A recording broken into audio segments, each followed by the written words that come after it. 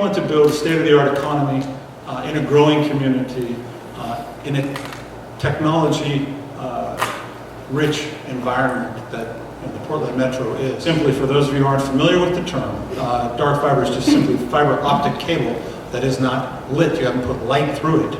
The reason we talk about dark fiber is because we do not plan to put the light through the system. We plan to build the network, the basic infrastructure, and let other providers shine the light through and connect to end users. This is a basic piece of community infrastructure. It's going to change the way that we access healthcare. It's going to change the way education, research, business development, even governance happens in our community. And this is the first time that we've really been out in front of the community talking about the potentials that we see, our basic plan. If you're a company or if you have a need for fiber, we need to know about that. The stories that we can take to people and talk about why we need this and why we're doing it. It's not doing it necessarily for the port, it is for the people of the Port District and the businesses here, and making ourselves a healthy, vibrant, and sustainable economy.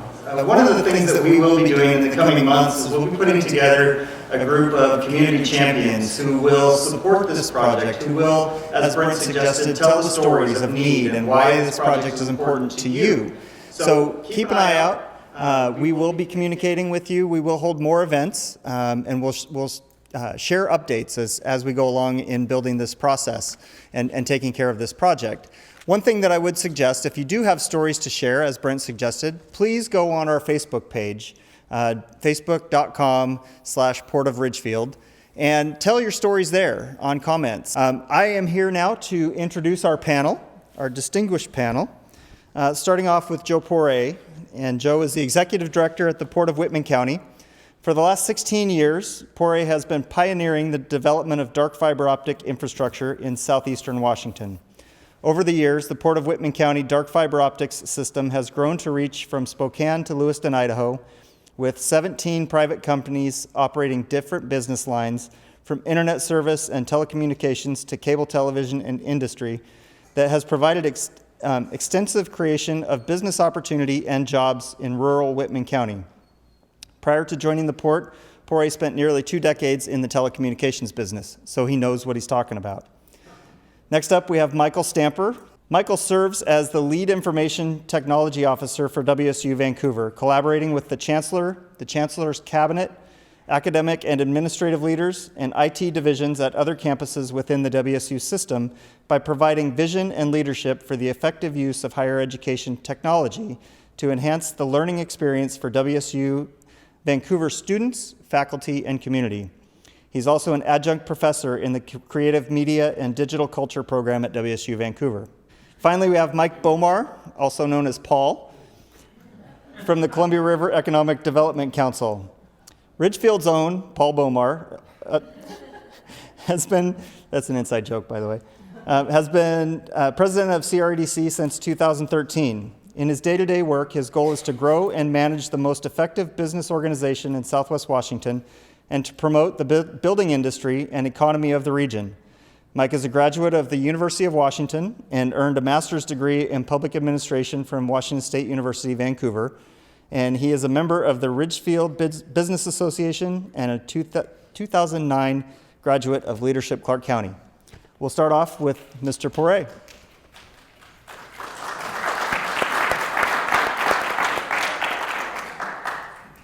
Whitman County it's larger than the state of Rhode Island. There's 22,000 people in it if you remove the 18,000 college students.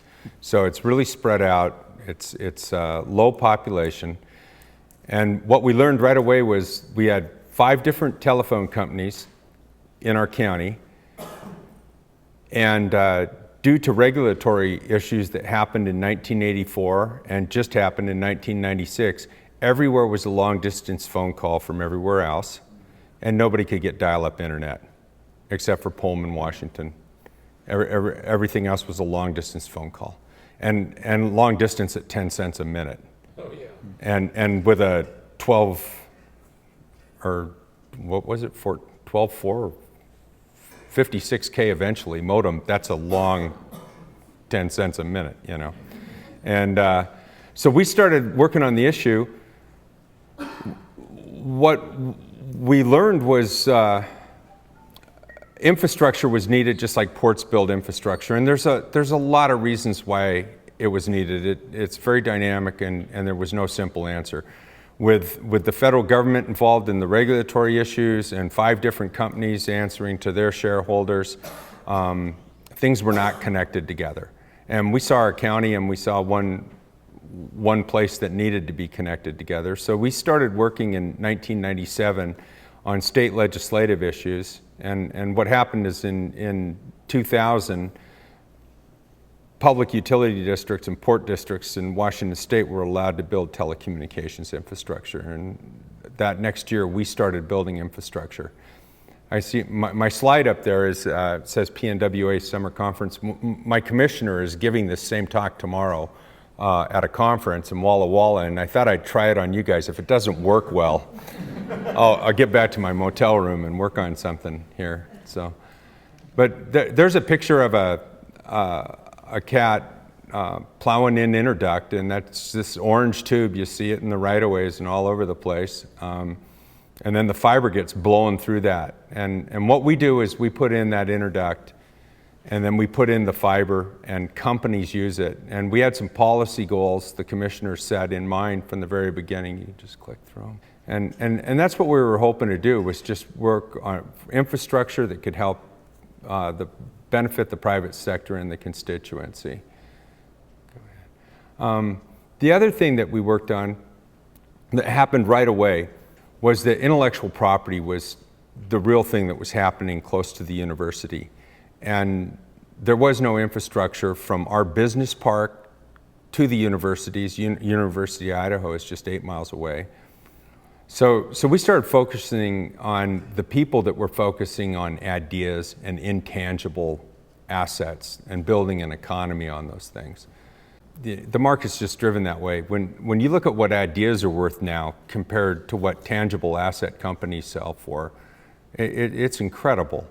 You know, everything's in the billions or the hundreds of millions. And right now in Pullman, in our little part of the world, we have a park that we started that was just a wheat field. And we bought some land and put a paved road into it.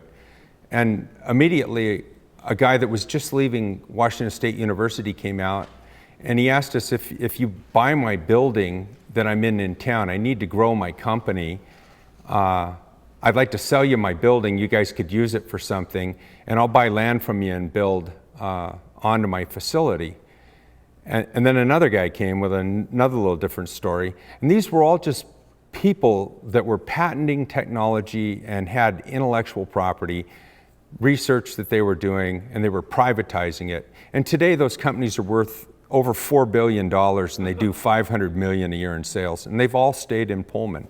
If you locate in our park right there, the ideas that we had in 1990, when I first started learning about the port, was that we could sell you a lot and maybe help you build a building.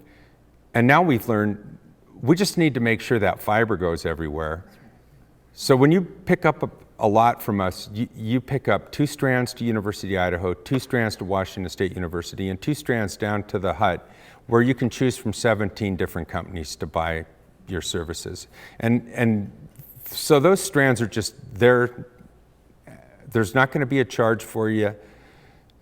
There's not going to be an NRE charge. It's not going to be a wait for services. These companies, one of them right now is growing another 85 employees, and they're building another 100,000 square feet of building. So it's about the information technology. It's about the intellectual property and the patents. It's not about the bricks and mortar.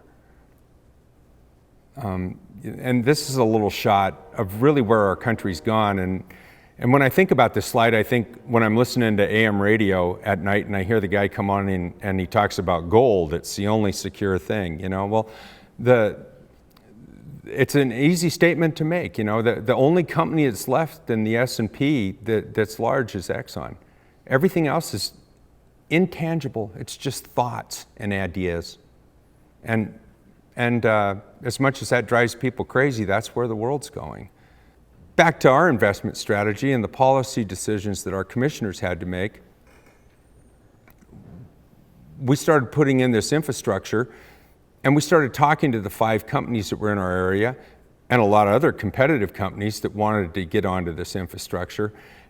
And the thing that we learned was all of these companies, just like in any industry we deal with on the river and shipping, on rail, on our airports, they've all got to make decisions on their infrastructure.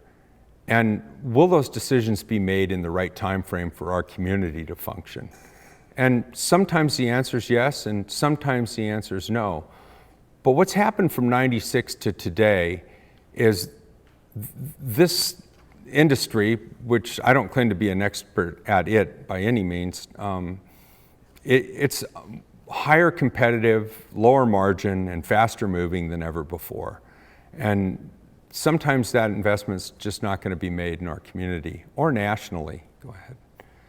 You know, right now we're looking at a situation where the amount of infrastructure that needs to be put in our country, it could take 10 to 38 years, depending on how fast it's going to happen in the private sector investment. And I have to ask myself, when I look at that, my daughter lives in Boston. I enjoy going down to Los Angeles for social things with friends, and down in the Newport area quite a bit. And I just got back from a conference in Nashville, looking at what's going on in those markets. There's a higher and better use of these companies' capital most of the time, besides coming out to our area. So we've come up with a model where it was first just a middle mile model, and then it's a long haul model. And all we do is lease this fiber to companies that then light it and add it onto their networks and grow their customer base. And it's got to be priced where it's a win-win. We also take a longer term ROI, return on investment, on this. Our model has worked out pretty well. It's grown faster, and it's made a shorter ROI than we thought it was gonna. We have about 23 million in the network right now in a 15-year investment span, and it's all paid for.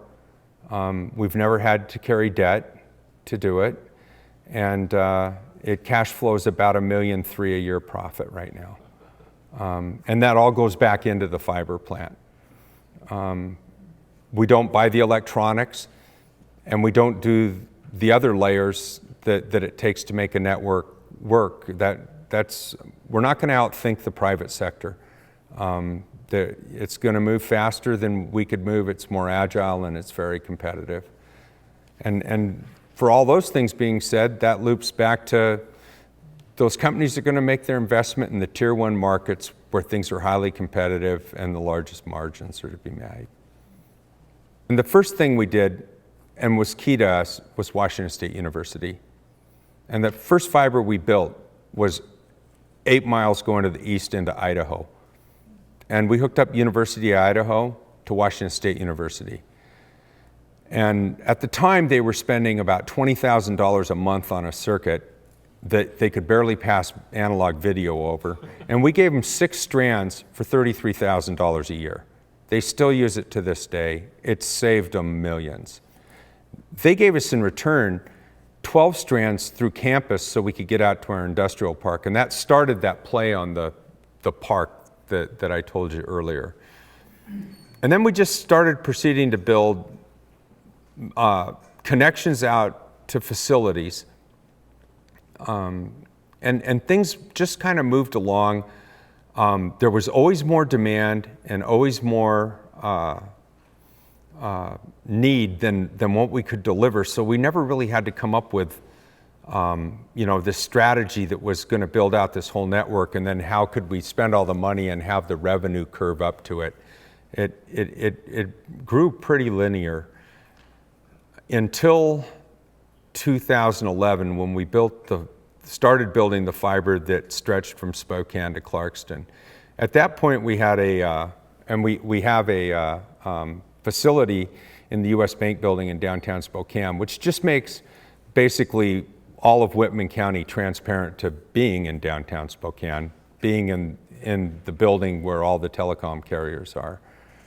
And we also worked with partners, NoAnet's here tonight, to get fiber to all these cell phone towers that Brent talked about. And we were really quick to get the 4G and the LTE services because there was fiber to all these towers out in the middle of wheat fields and all these remote areas. And I will say this, right after we got all that lit, WSU could fly a recruit for the football team up to Spokane. That kid could get in the van, play with his phone the whole way to Pullman, never look out the window, think everything was normal, and we won a bowl game the next year. So it'd been 10 years, you know. I think that had something to do with it, you know. And so when we got to that point, we'd hit a synergy where we had loop networks, the redundancy, a network operations center that's manned 24/7. We've done a lot of collaborative building. CenturyLink has 2 people here today. I was having a great talk with them before this came down. We've split the cost on builds through Solid Rock with these companies, lowering the cost for everybody. It's just been a real win-win situation. And to this day, we've hooked up 400 and some facilities. And I was counting those up before I went to the conference at Nashville. I kind of wanted to get our demographic down to talk with some suppliers as we look at our next modeling of where we want to go. And probably just under 50 of all of those connections are to private businesses. Most of those connections are to other people's networks and just infrastructure that hooks things together because we don't provide retail services. But the issue we're facing now is everybody wanting 20 or 50 megs at a minimum. Yeah. Is the 70-year-old copper to the premise is not going to get the job done. And we're working on some exciting business plays with the local incumbent carriers where we might build the fiber to every premise and they'll light it and all these other companies can also use it. We're working on lighting fiber for the first time on this premise play where the incumbents don't want to partner, and other companies will step up that are competitive licensed exchange carriers and want to collaborate and partner with us on that. And this fall we'll start building this fiber to the premise architecture in 7 towns, and it wouldn't surprise me if another 10 years from now, maybe everywhere in Whitman County is fiber to the premise. It takes, they say, 5 to 6 megs to watch a video. Most of our communities get a DSL line that's at best 3 down for $29 a month. And there's nothing wrong with that. Matter of fact, that's where the federal requirement is right now for these companies to get federal subsidies to build to your community and your home. And the Telecommunications Act was last opened in 1996, and the way Congress is going, they're not going to get it open again. And it's kind of like the Farm Bill. When it does get opened, it's a lot of chaos, and you're not sure what's going to happen. And we're not going to wait for a legislative change to see if the federal issues can get solved to get this infrastructure. And we will probably be a decade to 12 years on a return on investment on that. It's a long time. You couldn't expect any private sector company to look at that and pencil it out and do it. But it's right in the port's mission. And we have enough revenue off the plant that we have right now to easily handle it. How'd I do on my animation? Is it? Yeah. I think that's it. That's where we're at. I really appreciate you having me here tonight. It's a wonderful theater and wonderful community. It's been great. Thanks.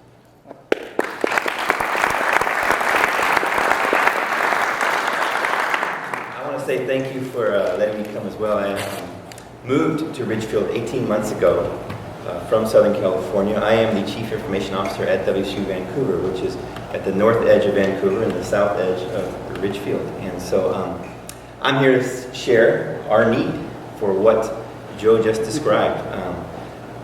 When I first came on board, it was quickly identified as one of the issues that we have here serving this community. So WSU Vancouver is the second largest campus within the WSU system. We have 3,500 students. We graduate just under 1,000. We haven't topped that 1,000 students a year yet, but most of our students come from Southwest Washington, and 90% of our graduates stay in Southwest Washington. So we are really the primary bachelor's degree and master's degree and doctoral program university here in Southwest Washington. We have a network that comes to campus. We have one network. Its capacity is at 1 gigabit. And in the modern world, teaching and learning for higher education, research for higher education demands more. And we just don't have very many options out there or choices that are very cost effective for us to increase that or to provide something very important, which is redundancy. Yesterday afternoon, about 2:17, could be 2:18, we had an outage of our network in the middle of classes. One of the things that WSU Vancouver does very well is video classes between Spokane and Pullman and Tri-Cities and other campuses. Get the same experience no matter what campus you're at, because we can have one instructor in one campus broadcasting to the others. That doesn't work when we lose our network connection. Even if it's a 5-minute hiccup or a 10-minute, that's 10 minutes of class time we never get back to those students here. And so we identified that as a major problem for our campus. In the fall of last year, we did a major upgrade for our fiber network on campus, making sure our buildings that were built in 1996 and 97 and afterwards were ready to handle faster capacity. What I haven't yet tackled is how am I going to get that faster capacity to our campus, really? The modern world for teaching and learning has evolved. We used to build campuses and build buildings, and that's how we taught, and we still are pretty much that commuter campus. Most of our students are not your traditional 18-year-olds going to school. Many of them are older. They are working here. They have families, and they come in the afternoon or evenings and take classes. They also expect hybrid, some things online, some things in the classroom. We even have some totally online classes. So a lot of that content is being delivered from our campus out to them. And so we need the network capacity to handle that. The cost of going to school is quite well known. It's very expensive to go and get your degree in higher education. The state of Washington actually just lowered tuition this year and the next year, so it's great we're fighting the cost there. But our students passed a resolution. It started here in Vancouver. It's now infected Pullman. Their student government has passed a similar resolution for something called OER. That's Open Education Resources. We're trying to cut the cost of materials to go to class. So textbooks and other things that they need for class are quite expensive. Anybody that's been to college probably remembers how expensive they are. Our students passed a resolution demanding that we do something to lower that cost. We want to, and we've identified some great ways to do that, and we're working on that. But we need to get that content to the campus. If you're not carrying a book anymore, it's all hosted in the cloud or it's on, some website in the world. How do you get to that? And how do we ensure that there's a good experience for every person? We need a proper network connection to do that. Our video conferencing services, we have about 20 different classrooms and meeting spaces on campus to broadcast to the other campuses. We do it very well. I do an annual survey every year asking for feedback from the student, staff, and faculty, and the one thing that we're doing really well is this video conferencing. We used to broadcast that 20 years ago. We actually had towers and we broadcast the signal. And we had the old school operators with TV cameras and so forth. All that's gone. It's all now through the computers and through the network. The other main area for us is research. WSU is a major research institution. We want to grow and expand our research capabilities. At WSU Vancouver, we really struggle with that. In Pullman, we have invested in the last couple years in some high-powered computing resources, big servers and systems to do some high-speed computing. Here in Vancouver, I have researchers, this is the truth, I have one, he has about a terabyte of data that he collects for a research project each week. We actually ship that via FedEx to Pullman so it can be processed by his peers. It's not the way we need to be operating, right? We don't have the infrastructure to support that huge amount of data being transferred in a way that is fast and confidential and all those kind of things. Research is an area we need to grow at WSU Vancouver, and our hands are tied when it comes to technology type research. But really for me, the one area that I'm most excited about is access. A high-speed, high-powered network for our campus actually provides better access to the community. Because we have those non-traditional students, the ones who, they work or they have kids and they can't necessarily be at campus all day. We don't have residence halls, so they have to drive to campus or take a bus, or actually probably 3 buses to get to our campus. We don't have very many direct buses to come to our campus. One of my employees, she broke her arm just last week. She drives usually about 20 minutes to work. She can't drive her car right now. It took her an hour and 25 minutes this morning to get to work. It's going to take her that same amount of time to go home. And that's the norm that our students share with us. So having a better network allows us to provide those resources to students even when they can't make it to campus. One of my dreams is to create something called a virtual student computer. In the industry, we might say VDI. It's virtual desktop integration. It's having a virtual experience without having to be in that location. So we can offer the software, the programs, the applications that these students need. They have to drive in right now and sit in a computer lab to use. We can actually offer those via the web. And we want that experience to be, whether they're at home or on campus, to be the same. And I need a network that does that. Whether that service is hosted in the cloud or it's hosted on campus, doesn't matter. I need to be offering it both ways. And so really, WSU in Pullman has succeeded in many ways for a lot of their recent initiatives because of the work of the Port of Whitman. And to say I'm jealous would be an understatement. But to say I'm also encouraged with the success that it's real. This can really happen. Building out that infrastructure, inviting those companies to use that infrastructure is directly going to help someone like us. And we are going to help the community and those 3,500 students. I didn't have a PowerPoint presentation, but that's my message. Definitely any questions you have after this.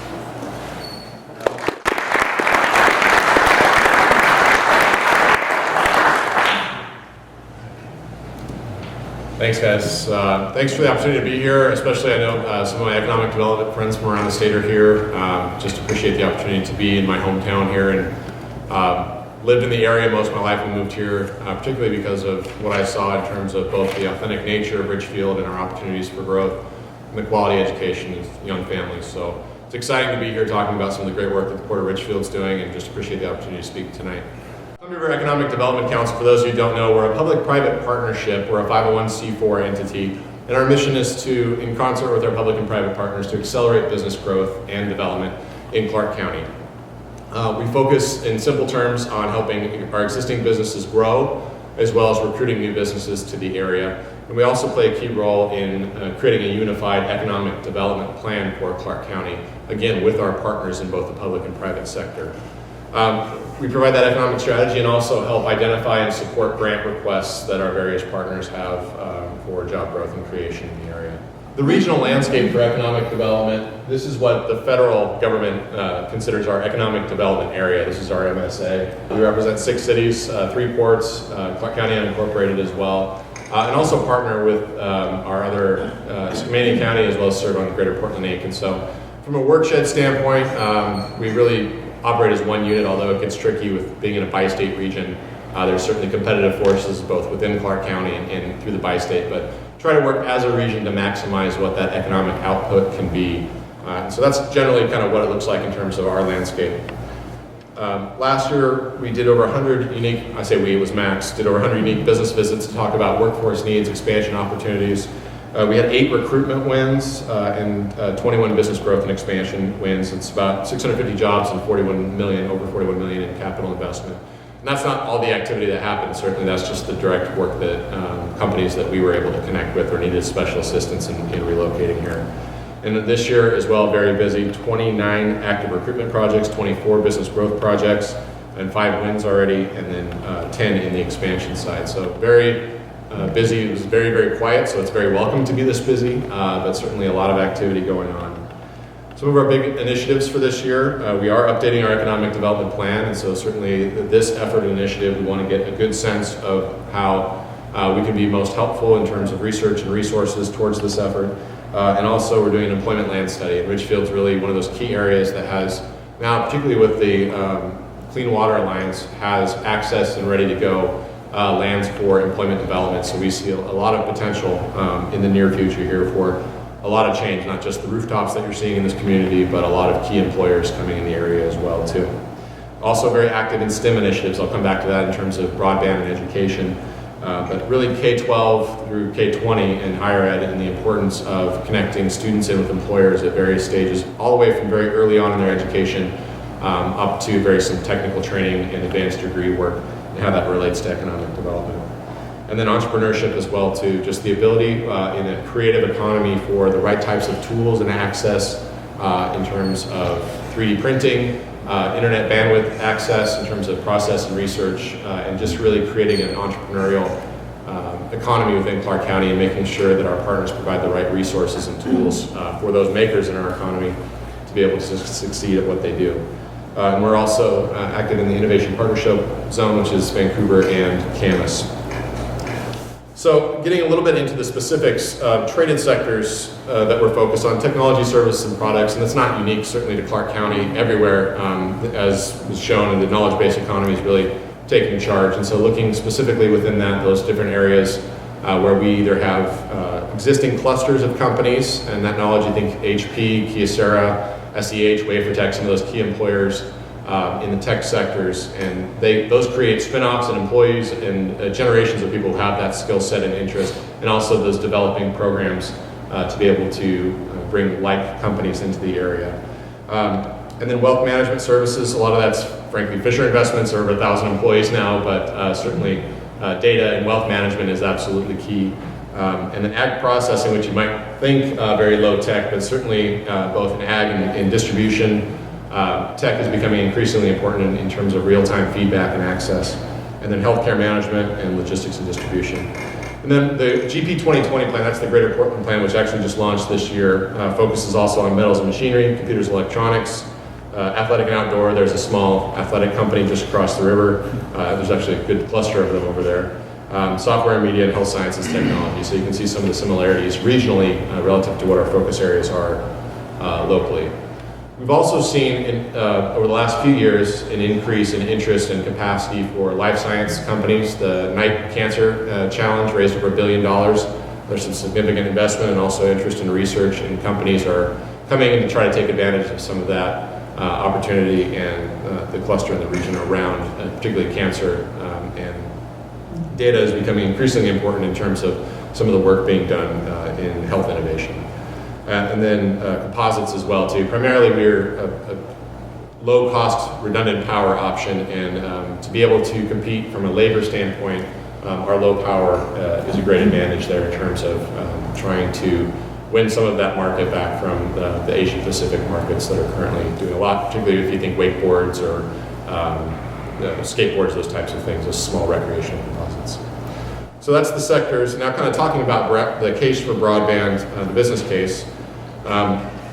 Recruitment of new companies, we talked a little bit about access and timing, and really timelines are tighter than they've ever been before. A lot of these companies, and certainly our partners here that we work with, both the city and the port, have felt it. The timelines are almost ridiculously tight. Big companies want to be in 12 to 18 months, and being able to have that infrastructure in place is huge, and it creates a big competitive advantage. And so for these companies, and which is most companies now that need that high broadband access, this is a big advantage to be able to have that infrastructure in place so you can get quickly set up. Competitiveness for existing businesses. Every local business is global. I mean, you look at a lot of these, we have a friend that does baby bonnets with ridiculously expensive, like $50 bonnets, but people like my wife buy those things, and so, but just selling all over the world, and it's, you know, a home-based business and that kind of stuff. When you have access to the global economy, it creates great opportunities for folks that are starting businesses as well too, and that's becoming increasingly important. Depressed business districts, I don't know if we're a depressed business district in terms of Ridgefield, Main Street, but I think when you look at opportunities and the amount of change that's happening in our community, particularly around the junction, when you have big companies coming in, having that type of access and infrastructure is key in terms of that business vitality and staying connected to the community and also bringing new folks into the area. And so there's certainly a big role to be played there. Entrepreneurship and home-based business, I talked about that a little bit, and then economic situations, talking about access and equity, whether you're a student or you're just somebody who's trying to learn a new trade or get information. That's a key opportunity to have that. Healthcare. So life sciences, we've done some work with Otrati companies, and also just recently came back from Bio International. A big push, which we are competitively situated for, is in genomics and data processing, and more interestingly is this era of customized healthcare. So just think about both being able to figure out which types of pills your specific genes are going to respond best to help prescribe a very specific customized medicine or treatment for you is becoming very real, but requires a ton of data crunching. And then also just in general, mapping genes, understanding diseases, being able to respond quickly.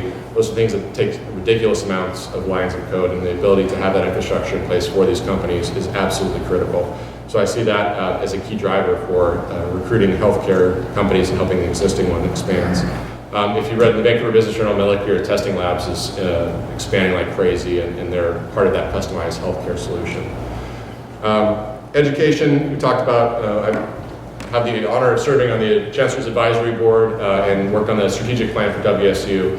And from an economic development side, we've been really focusing on commercialization and tech transfer. And I think both from that connection into Pullman, from a very large tier 1 research institution, being able to have that seamless interaction with that size and impact of institution is absolutely critical. And then also that connection to employers, whether it's having employers do virtual internships or just presentations into classes. Those types of things are really key in terms of not only helping students get that world-class education, but keeping them here. And that's a huge benefit to have that type of high percentage of students remaining in the community. And we want to help encourage that and expand on that here. Local government operations, we also work in trying to identify, and Brent Grenning with Port of Ridgefield has been a leader in our Lands for Jobs effort, but looking at permit efficiencies, being able to both track your permits and how things are going, but also having that interaction. I worked a little bit on virtual inspections, looking at video inspections, especially in the rural areas where folks can't get out. That type of access and ability saves government money, and it also saves time on projects. And there's a lot of that type of innovation that's starting to take place.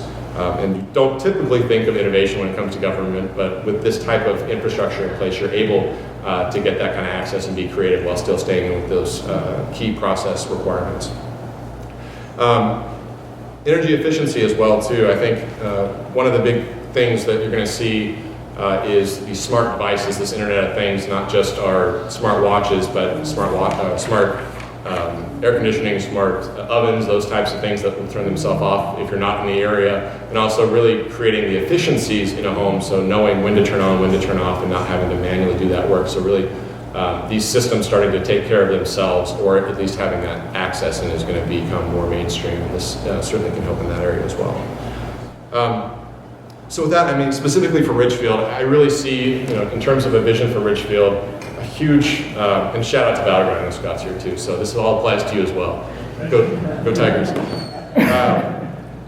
The way that we're geographically set out, and this is part of what interested our family in being here, is that you have this great access to this natural asset of the refuge. You have an awesome, authentic, historical downtown, and you have a great access into the global economy logistically through the Columbia River, as well as to the I-5 network and the corridor there. And so the way that we're geographically laid out allows us to be in a very attractive place for what is a maturing tech sector. And more tech folks are not just the straight out of college genius Mark Zuckerbergs of the world, but it's these young families who've been in tech for a while who are starting companies and wanting to move out to have their homes, and this is becoming more of a really attractive place for tech companies to be able to attract that type of talent, which is increasingly available. And having the access, the infrastructure that these companies need, and then the amenities of being able to kayak, being able to hang out at Liberty Theater in the morning, grab some coffee, go to sports, get some breakfast, whatever it is. Those are big deals.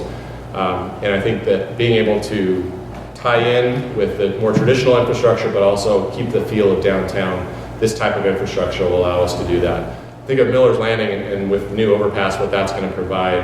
Where the challenges still remain are, if you think of something, you're not going to get those big wind blades that you see coming out of the Port of Vancouver hopping up Main Street here. And so this really creates more of that opportunity to attract some of those knowledge-based companies into that area, and it's just an amazing asset now that we've invested a lot in, and so this will really help attract companies into that area. So I think really it's great to have Nelson in working on this, and with the innovation allowed by this, I think it's going to create a lot of opportunities, a lot that we don't even know yet based on how things are changing. So that, I'll be quiet, but if you have anything technical, talk to them, but I can be a visionary guy if you want to be inspired.